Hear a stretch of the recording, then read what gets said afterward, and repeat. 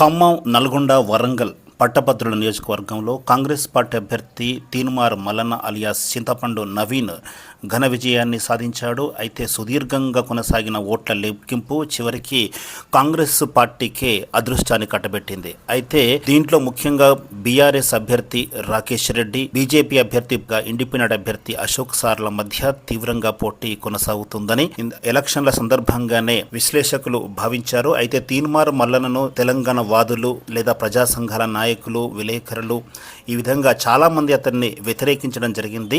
ప్రజాభిప్రాయానికి భిన్నంగా ఓటర్లు తీన్మార్ మల్లన్నకే పట్టం కట్టారు. అయితే తీన్మార్ మల్లన్న ఇంత ఎదురుగాలు వీచినా కూడా తాను ఆధిక్యాన్ని చాటుకొని కాంగ్రెస్ పార్టీకి ఒక ఘన విజయాన్ని సాధించి పెట్టారు తీన్మార్ మల్లన్న. 2021లో అప్పట్లో ఇండిపెండెంట్ అభ్యర్థిగా పోటీ చేసిన తీన్మార్ మల్లన్న ఆయన అనూహ్యంగా 2వ స్థానంలో నిలిచి అందరినీ ఆకట్టుకున్నారు. అయితే అప్పట్లో బీఆర్ఎస్ అభ్యర్థి పల్లా రాజేశ్వర్ రెడ్డి విజయాన్ని సాధించడం కూడా దానిపై కూడా విమర్శలు కూడా వచ్చాయి. ఆయన ఓటర్లను ప్రలోభ పెట్టి విజయం సాధించారని కూడా అప్పట్లో తీవ్రమైన విమర్శలు కూడా వచ్చాయి. ఈ నేపథ్యంలో నైతిక విజయం తనదేనని అప్పట్లో తీన్మార్ మల్లన్న ప్రకటించడం జరిగింది. అయితే అదే స్థానం నుంచి తిరిగి 2024 ఎన్నికల సందర్భంగా ఆయన ఘన విజయాన్ని సాధించారు. అయితే అప్పుడు ఇండిపెండెంట్ అభ్యర్థిగా పోటీ చేసిన తీన్మార్ మల్లన్నకు అన్ని ప్రజా సంఘాలు మద్దతును ప్రకటించాయి. ఇప్పుడు మాత్రం ప్రజా సంఘాల నాయకులు, మీడియా సంస్థలు, యూట్యూబర్స్ అందరూ కూడా అతన్ని వ్యతిరేకించినా కూడా కాంగ్రెస్ పార్టీ అభ్యర్థిగా ఆయన విజయాన్ని సాధించడం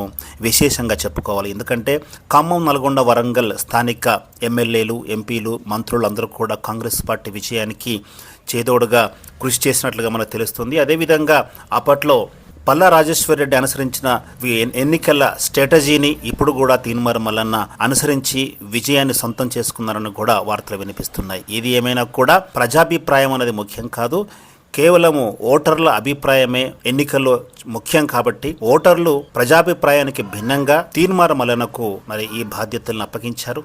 ఆయనను విజేతగా నిలిపారు. కాబట్టి పట్టభద్రుల ఆశలను, ఆశయాలను నిలబెట్టాల్సిన బాధ్యత తీన్మార్ మల్లన్నపై ఉంది. తీన్మార్ మల్లన్న విజయాన్ని సొంతం చేసుకున్న తర్వాత ఈ విలేకరుల సమావేశంలో ఆయన మాట్లాడుతూ ఈ విజయాన్ని తెలంగాణ అమరవీరులకు అంకితమిస్తున్నట్టు కూడా చెప్పాడు.